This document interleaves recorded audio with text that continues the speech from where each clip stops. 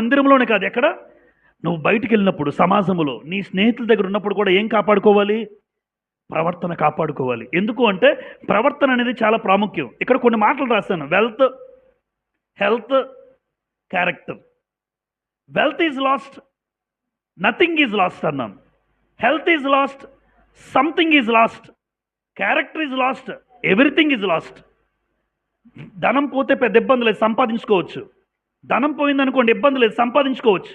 ఆరోగ్యం పోతే నా జీవితంలో కొంత నష్టపోయిన అనిపిస్తుంది, నా ఆరోగ్యం కోల్పోయాను, నిజమే, సంథింగ్ కొంత నష్టపోయావు. కానీ క్యారెక్టర్ పోయిందనుకోండి, నీ బ్రతికే పోయింది, నీ జీవితమే కోల్పోయావు.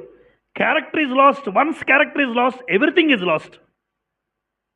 అలాంటప్పుడు క్యారెక్టర్, ప్రవర్తన అనేది ఎంత ప్రాముఖ్యం మీరు ఆలోచించండి. ప్రవర్తన చాలా ప్రాముఖ్యమైనది.